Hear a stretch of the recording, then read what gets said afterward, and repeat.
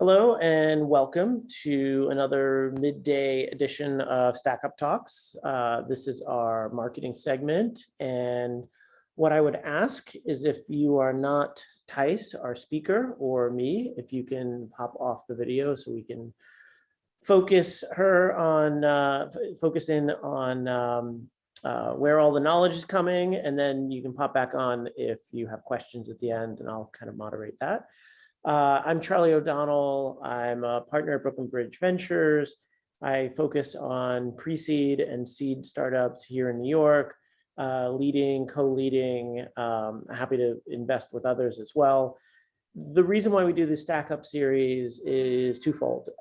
One is for learning, so that as we build up our teams, as we hire, we can get a sense of sort of what best practices are out in the ecosystem, but also to sort of highlight the folks in the trenches that are doing the work. We, especially being on the venture side, we focus a lot on founders, and there's a whole bench of people that are implementing the vision, doing the day-to-day, and want to make sure those people get highlighted as well. So I have Thais here from Nate, and she is going to talk a little bit about in-person marketing, which I know at the moment feels like a little bit of a foreign concept, but if you are planning for 2022, we're all cautiously optimistic that that's going to be a part of our going forward, and certainly should be a part of our going forward in the years to come. So I will get out of your way and let you present. Thanks for coming. Of course. Hi, everyone. Nice to meet you. I'm Thais. I'm the head of marketing here at Nate. So first, a little bit about me, I guess. I grew up in Brazil. I lived there my whole life, ended up moving to the US to come to college. So lived in Chicago for a few years, went to the University of Chicago there, majoring in economics, and then ended up staying for a few years in the city working at Kraft Heinz. So my background's actually mostly in consumer goods, and then ended up moving over to Nate about a year and a half ago, right before the product was launching to the public. So for those who are not familiar with Nate, by the way, we are the world's only universal shopping app. So our founder is a former Amazon guy, and he kind of set out to crack the challenge of how do we create an experience in e-commerce that feels as seamless and easy and universal as Amazon does, but really for the whole rest of the internet, and especially to be able to encompass a lot of the brands that we know and love, but that aren't typically available in a retailer like Amazon. So there, I would say in theory, kind of two ways to crack that problem. Either you have to go to each of these merchants and partner with them individually, which obviously wouldn't be super feasible. And second is basically enabling that via technology, which is what Nate ended up doing. So we created this AI that can navigate any site like it's a person, knows exactly where to click and how to check out on behalf of any website for a consumer. So we launched the app to the public as kind of this universal checkout format that is meant to be like super seamless, one click. You can check out from any website at all in a much like safer and seamless way in about November of 2020. And then since then have been kind of building two pillars on top of it. This fintech payments pillar of how do we add more payment methods and more safety and security and privacy. And then also social shopping component of how do we allow humans to be inspired by humans. I think that one of our, and I'll share a little bit of why that also matters for our brand, but I think one of the key principles for us is we want humans to focus on inspiring other humans and kind of focusing on what matters to them. For us, we're never going to be kind of an algorithm that's recommending products for you to buy or sharing your data with third parties. It's always meant to be something that, we're just taking the heavy lifting away from you in that shopping process and enabling you to kind of just focus on what matters to you. So anyway, so basically we launched the product in November, and then spend the first 6 months after that really cracking, okay, how are we going to communicate this to people? Who's going to be our consumer? What is this brand going to look like in the world? And we did a lot of awesome work, especially in the paid influencer space at that time. Once April, May started coming around, at that point we were still in our seed stage. We had not raised our Series A, but we really wanted to start creating an experience of what is this brand physically going to look like. And at that point, it felt a bit crazy because it was right coming out of the pandemic. New York was still not fully back as we know it. But we really took a bet, and we took a bet on creating an experience at that point that was called the Gift Hunt, which was meant to be this super experiential, engaging experience through the city of New York. And we wanted to basically teach the journey of the app through the city. So each station that we set up one station on the Lower East Side, one in Chinatown, one in Soho, one in Tribeca, was kind of meant to represent a feature of the app. And users would get to go and basically like experience that feature with their friends and kind of interact with these like super decorated, hyper branded, like hyper interactive stations as they went, and try to find gifts. And at the end, everyone would kind of receive gifts if they completed that journey. So I think what was awesome to see was that was a idea that felt crazy, and also like a huge investment, huge undertaking to take on. And it was an idea that came from one of our team members, and we were like, you know what, the idea isn't too crazy, let's actually make this happen. And we brought in an external agency to kind of help produce it and organize it, but it was definitely a huge undertaking at the time. I believe 2,000 people came to the event. So especially in a COVID world, you can imagine how insane that was to kind of put together. But I think that was, a first glimpse for us of the power that, events, in-person activations and partnerships can really bring to our brand. I think that as a brand that is trying to, of course, like be, seamless and show that collectiveness that the product has, it's super key to create digital experiences, but also as a brand that wants to show a bit of that quirkiness and not taking yourself too seriously, and interacting with people and kind of connecting people. That in-person component is, I think magical. I think there's nothing kind of like it, both for us and for the consumer. And I think that seeing people's reactions coming to these events and those aha moments as they're kind of experiencing the product was phenomenal. And I think that for us, being able to show what our brand is all about and deliver on that kind of quirkiness and happiness that the brand has in the physical world was kind of one of a kind for sure. One of the things that's interesting, and if you guys kind of work across tech products, you probably will have seen this on your sites as well in the past, but coming from the world of consumer goods, I think the challenges of marketing are really different. When you are marketing a bottle of ketchup or pickles or whatever item of food it is, you don't have to really go through the trouble of explaining to someone what that is and how they use it and why they should use it. They know. So it's more about how, when you especially create brand moments, it's way more about how do you stay top of mind and create that emotional connection with people. I think that for tech, what's hard is you still have that mission of how do you create that emotional connection with people? How do you create that, stickiness and brand loyalty? Hey, Thais, we actually lost your audio just for a moment. Oh no. Can you hear me now?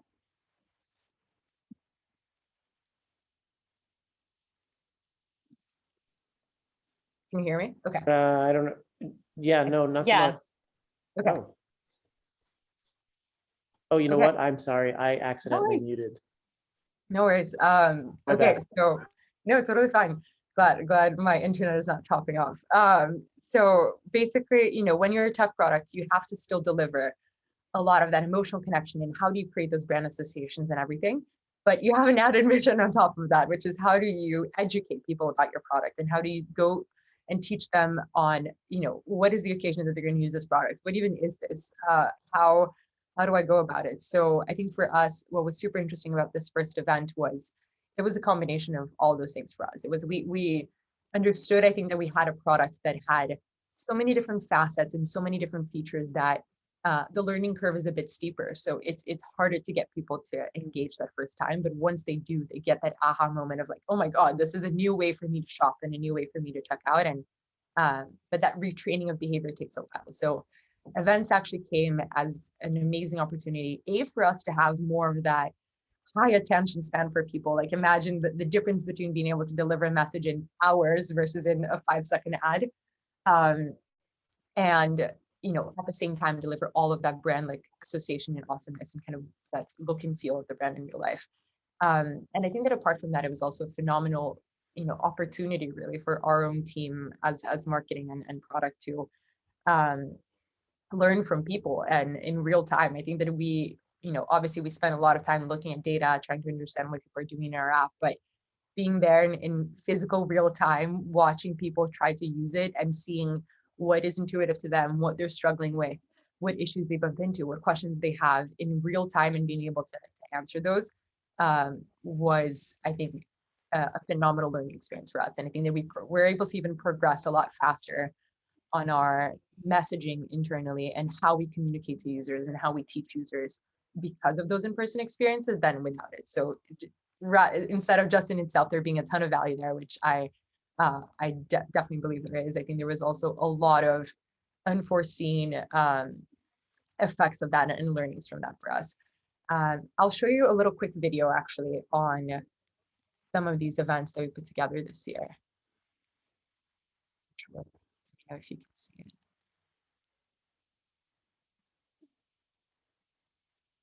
I think you guys can see it. So let me put it right here. You make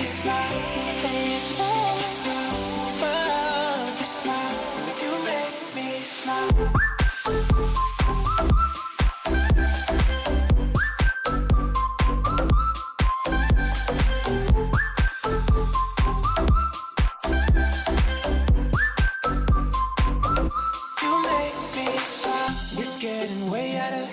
This was not part of a plan. Tell me, where did you come from? It feels like just the other day when we had nothing to say, but now you keep me away. Now every time I think of you, I smile. Even if we're more than a million miles. No, you make me smile.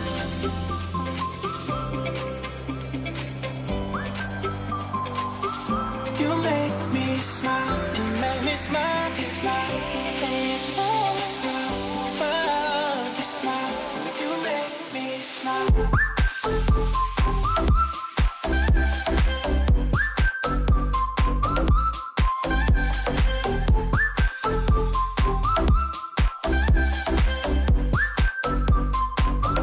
You make me smile.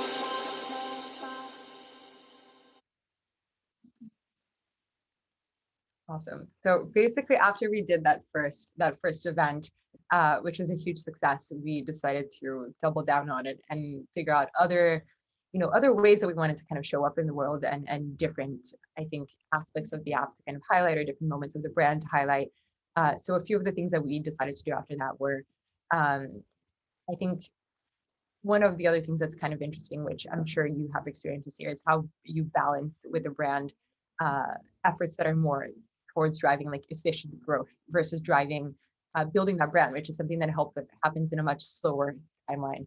And I think that for us, through this year, we also started experimenting as a company with different features that we launched. We launched Pay Later. We ended up launching an in-app wallet. We launched rewards for people.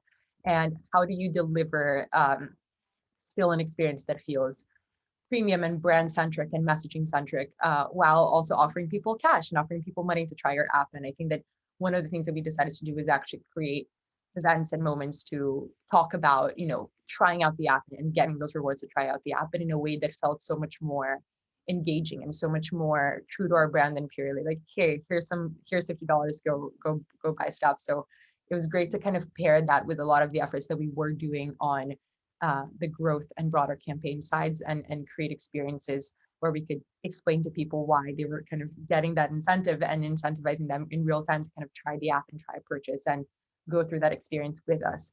So a few of the things that we did there, we ended up partnering with an experiential store in New York called Showfields. I don't know if you have seen it or heard of them, but we kind of took over their cafe. And the whole idea was you can stay in flow throughout the summer in New York, come grab a coffee, get $50 on us to try the app. And we created this hyper branded space where people could feel that stay in flow messaging really coming through. And now in December, we launched a campaign about our gifting feature, and obviously, like, around the holidays and in spreading joy and spreading smiles and having people gift with a text with our app. And we ended up creating this pop-up in Soho where people could come in, and we basically brought lists to life. So we created a bunch of gift guides in our app. Obviously, Nate, you can kind of aggregate, multiple merchants and multiple sites into one place, and we basically brought those lists from the app to life, and people would walk into these spaces, see all of these items in real time, and be able to scan a QR code, go to that list, and then gift any of those items of that list for free to their friends. So that ended up totally blowing up. And I think that that was another amazing learning, was how do you engage people there, not only to use your app, but also to have a great time and create content and share it with their friends. And we ended up gaining so much traction via TikTok, for example, of people sharing content of that event. The line the second day of the event was 7 hours long. It opened at noon and people showed up at like 5 a.m. to line up to come to the event, which was absolutely insane. I don't think any of us expected that level of response. So now I think that we are at a point of, okay, how do we basically incorporate this as a key part of our brand moving forward and our strategy, and constantly creating these engaging and in-person and collaborative experiences with people. And honestly, I think that a lot of other brands in the space are doing this amazingly. I think Bumble is one that we always highlight as a brand that kills it in the space. They really take their mission of creating those in-person connections with people to a whole nother level. So I think that, I don't know if you have seen this, but they launched, I believe it's called Bumble Brew or Bumble Cafe. And it's basically, they created a real restaurant where people can invite each other to come grab a coffee and meet in person after matching in the app. So, and they also do a ton of stuff that is more like one-offs or pop-ups to kind of show that same feeling. And I think especially for products that are, digital, that live in the cloud, you're not touching, you're not feeling that, you're not going to a store and buying that. It's so much more important to be able to create those moments of people visualizing what your brand and your product is all about. And I think that type of effect that it has on people sometimes is unmeasurable. Like, we always obviously measure the success about like how much action this is bringing, the engagement of those people afterwards, but there's an intangible effect of the way that people are going to think about your brand as something that's so much more engaging and creating that emotional connection with them than when they're purely seeing it in digital format or in an ad or something that feels more, I guess, transactional to them. I think this opens up a lot of opportunities for more genuine connection with people, and those long-term associations that you get are really hard to measure the effect of. But to this day, we get a ton of people, for example, applying to roles or reaching out about partnerships because they were part of these events or already came to multiple of them. So we hear that feedback constantly, and I think it's pretty awesome to see. A few of the other brands that I want to kind of give a shout out to that also are doing it amazingly. Netflix is one that also has been crushing it. I think that they did a phenomenal job in kind of peaking a lot of these shows and worlds that they're creating that obviously are also all like digital in some regard and kind of only live in our screens to physical form. So one of the things that they did for the launch of their Money Heist series was basically create an in-person escape room where people get to come to, they partner with a company that does escape rooms and kind of have been doing it across multiple cities. And people get to kind of experience, a similar storyline to the show and hear the characters' names and kind of feel like they're being a part of that story. And especially because a lot of their characters in the show, I don't know if you've watched Money Heist, but they wear those like Money Heist masks. It's cool because you can even immerse people even further in that, because they can feel like they're really in that show. You can't kind of tell behind the mask like who's there, so you can immerse people even further in that universe. And I think that connection is super important. Is how do you take elements that you see in your product that is digital, rather that is the masks on Money Heist or our confetti from our like gifting feature, and literally physically bring it to life and drive those associations between what is happening in physical form and what people are used to already experiencing digitally. And that, I think, ends up creating so much more stickiness for your digital product and what it's all about. Another one that was amazing recently was the launch of Gossip Girl, the new series. If you've watched Gossip Girl, there's a lot involved in that show about like fashion in New York, and it's kind of at the centerpiece of New York. And they basically organized a fashion show for the launch of the series and invited a bunch of people to kind of come watch the show. And in the show, there's actually a scene that is in that exact same spot pretty much. So again, recreating what exists digitally in physical form and making people feel like they're immersed in that world and immersed in that experience, I think is what events and in-person, partnerships can really help to deliver. I think this is, a lot of what I wanted to chat about, but to sum up a few of the learnings, I think that from a consumer perspective, a lot of the learnings were one, an amazing opportunity for emotional connection and driving brand associations. Second, I think being able to deliver on more complex products and learning journeys with a consumer in real time, and really creating people that then are hyper engaged with your brand. And third, I think from a business perspective, I think not underestimating the unmeasurable effects and learnings of these types of things. They're definitely investments. They took a lot to put together, both financially and time-wise, but I think the amount that we were able to learn from users and the level of long-term positive effects that this is going to bring to the perception of your brand is huge. So happy to answer any questions though, and touch on anything else more specifically if you guys. Cool. Well, thank you so much. I have a question before I get to anybody else's, but if anybody else has, do you have a question?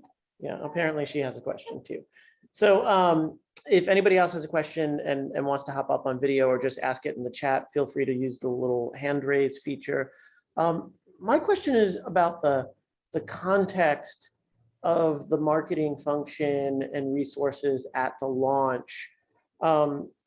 You know, this was an important part of your launch, but as you think about like planning for the year, marketing budget, I don't know if you can share like what level or like seed or series A or what approximate level of funding and sort of what percentage, like will you spend as much or more in person as digital? Like what percentage of the overall marketing spend did you put out in the event? So when we did our first event, we were during our seed stage still.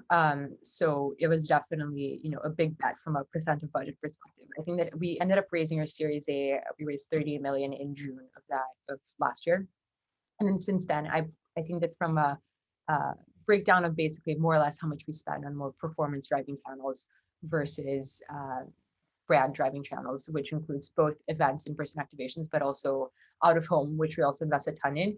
It honestly was pretty 50-50 last year. Definitely we I think overspend for a startup of our size on channels that are more driving for the brand. But that's, I think, evolving. I think that obviously as we scale, events don't scale in the same proportion as digital. So for us, it's going to be more about how do we continue to deliver on those big brand moments and create those experiences, especially in our core markets, instead of trying to like dilute it and do it everywhere. But I think especially cities like LA, New York, which are, you know, really core to our demographic, how do we continue to kind of show up in person to deliver a lot more of that? You brought up something interesting that I think is important for folks to consider, especially at an early stage. And that's getting on the radar, not just with customers. Like it may or may not have generated enough customers to make the dollar per customer worth it. And it's really hard to measure based on, you know, second order media and all that sort of stuff. But if you hear about it, you guys are recruited, and like obviously most of that $30 million Series A is going to be spent on people, right? And most likely people in the markets that, you know, you launched, or even fundraising itself. Like I have a theory that when you do out of home or event-based stuff in New York and San Francisco, you get kind of a disproportionate effect in terms of fundraising, right? You seem bigger than you really are to potential investors, or it forces investors that are paying attention to sort of, you know, evaluate you, and so you don't necessarily come in cold. So I think there are these interesting like second order effects that can be seen.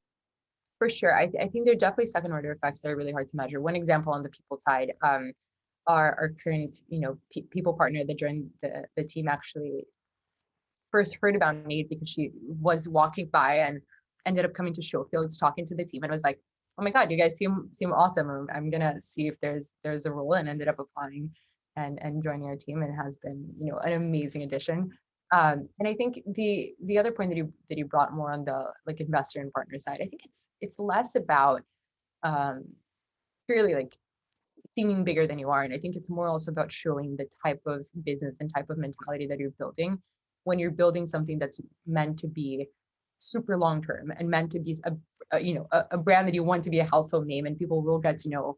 It's honestly much more expensive later on to have to fix the perception of a brand than building it from the start. So I think that also showing that long-term way of thinking of, yes, I want to invest right now in kind of building a lot of those associations, even though to your point, sometimes it will never compare to like a digital format in efficiency.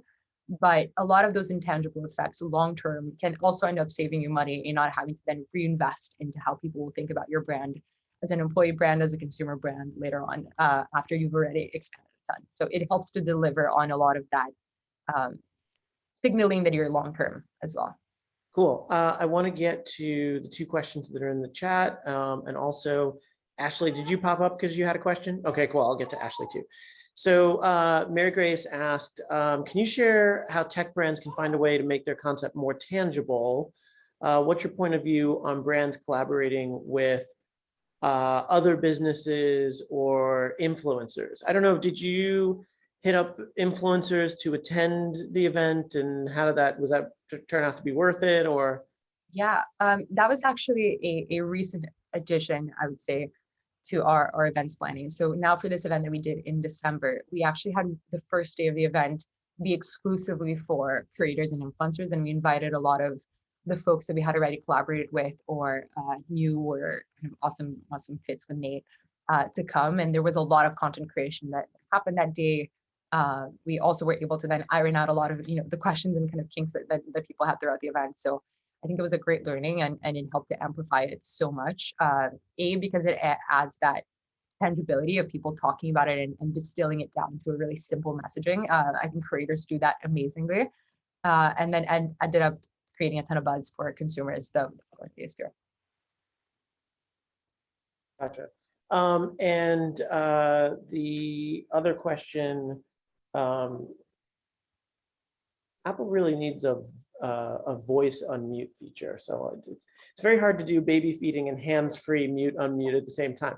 Oh my God. So how did you narrow down on the idea? Actually, you talked about you worked with sort of an agency. Like, were there other ideas that didn't make it? Yeah, so I think what's awesome, basically the way that we are structured right now is we actually have a ton of in-house talent. So we have an in-house creative and design team, and also our marketing team has a lot of very creative folks. So basically what we try to do is always create what we like to call a yes and space of brainstorming. So we want all ideas, all the crazy ideas. We want people to feel comfortable being able to share those ideas. And they're never too crazy. Sometimes they feel like they're insane. And honestly, a lot of the ideas that we ended up executing on were ones that in those meetings we were probably like, will this ever be able to come to life?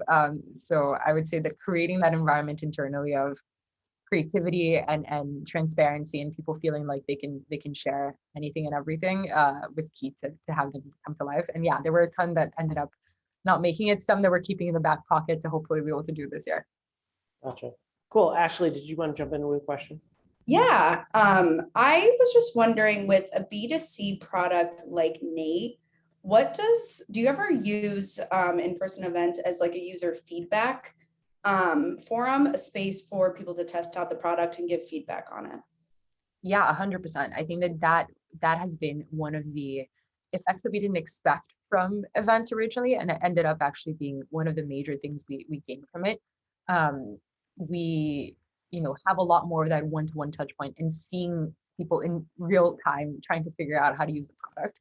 So we don't do it, I would say, in a formal way of oh, can you give us feedback on the product? But we end up getting a lot of natural feedback from people or questions, or we can see kind of where it's very seamless and they're not struggling at all and it's easy, versus the points where we're like, okay, maybe we need to reinforce this next time, or maybe we put up a tutorial on the space next time, et cetera, et cetera. So for sure.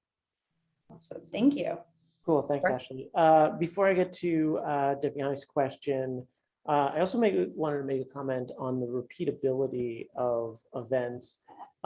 We did, as a venture firm, we do a ton of events, and we kind of do like a version of like 3 or 4 different things that we repeat, and we figure out how we can do them on a regular basis. So, we have a couple of bigger ones, but we tend to also do a lot of small repeatable ones where we can do it every other month, and we have a space that we know that works for it or whatever. I remember a comment that was made by another venture firm. We do these dinners, and we were doing them, sort of like 12 to 15 a year. And this other VC firm said, well, wait, how many people do you have on your team? And I was like, well, actually, it's just me and one other person. And they said, wait, it took us, like a month and a half to plan a dinner. You're doing 15. I said, yeah, that's because you tried to plan one dinner. If Yeah, you I'm trying to plan a plan series. one Yeah. template for a dinner and just repeat it, the time cost goes down significantly per event. And so, when now it hardly costs us any time. Yeah, and for us, I think we definitely went through that same kind of struggle as well. And I think we'll always continue to have like those hero brand event moments that are then purposely meant to be really different every time and deliver a different angle of the brand or different messaging. But we're also now trying to crack, how do we scale this as we're also like expanding to a lot more people. So one of the things that we did recently was actually a truck. And it was basically, essentially think of it as like this experiential truck that we call the Winter Wonderland, that people get to come on board, and there's literally a machine that makes money fly, and they get to go in for 30 seconds and try to grab this flying cash. And then regardless how much cash they grab, we basically load it into their apps. And that's the concept that is super repeatable, really a much simpler messaging than a 4-station event throughout New York, and something that is physically actually movable. So we can now, the team basically took the truck to Boston, took the truck across New York. We're planning to do almost like a route with this truck. So it's awesome to also, I think, create ideas that are repeatable, from a execution perspective, but also from a messaging delivery perspective, and something that's not going to get tiring or not going to be just like a one-off kind of stance that you're trying to take on something. It's something that's more like of an evergreen type of messaging as well. Cool. Last question before we go. Devyani, thanks for joining. Yeah, thanks, Thais. This has been very insightful. In fact, I was curious about, so at my startup, we're very much B2B, and we're targeting therapists with a very specific product that kind of automates the claims filing process for them. And thinking about like in-person events and marketing strategy in general, I feel can be very different from obviously B2C. So how do you feel is the best way to kind of approach and navigate the situation? Yeah, I mean, I think what's super interesting is, so I went to this conference called Money 2020. I don't know if anyone was in attendance as well, but it's a conference focused on everything fintech. And there were a lot of B2B players there. And I think that what I noticed a trend that I thought was really interesting, which is a lot of B2B companies starting to act like B2C companies and creating marketing tactics that feel like they're talking to consumers, which I feel like it's really interesting, because at the end of the day, you're of course you're marketing, your product is for another company, but you're marketing to people. So creating that same type of emotional connection and delivering kind of the principles of what you stand for is also very applicable. I think that the ways of delivering it just have to be different. So one of the brands that are B2B that I saw doing it actually interestingly for events was Brex. They created this ice bar that basically people would be able to kind of come in and learn more about Brex and kind of get drinks. So, basically you're just trying to find ways to engage people and to get stuff that they feel like is interesting and entertaining to them, and then delivering your brand message in the meantime. So I thought that was an interesting example of a B2B company creating an experience that feels a bit more B2C, let's say. Well, I'll double down on your comment that you're still marketing to people at the end of the day. I have a company called Radformation that I'm an investor in, and their customer are physicists at radiation clinics. So you'd think that it is the most sort of specific sort of B2B, and they do a lot of conference marketing, event marketing, whatever. And at the end of the day, they just go down to like, what would somebody want to come to? And what would somebody want to attend, and what's fun to hang out with us or whatever. And it's about those facilitating the conversations. Sure, they'll follow up with the product webinars and all of this sort of stuff, but it's about getting attention, creating trust, feeling like people they want to work with is one of the things that team echoes a lot. And, so it still works in other spaces. So I don't want to take up too much time of your day, but I really appreciate you coming in and sharing what you're up to. And do you have any public plans for events over the summer posted yet, or you're just still waiting things out a little bit? Nothing posted yet. I think that one of the things that we're excited to tackle a bit more this year is some of the features that are a bit more related to user privacy and basically taking a stance on, we really, really believe in the power of privacy. And I think that we're going to try to come up with something fun related to that later this year. So stay tuned. Cool. Well, thank you very much and enjoy the rest of your day. And thanks everybody else for Thank you. coming. Appreciate the time.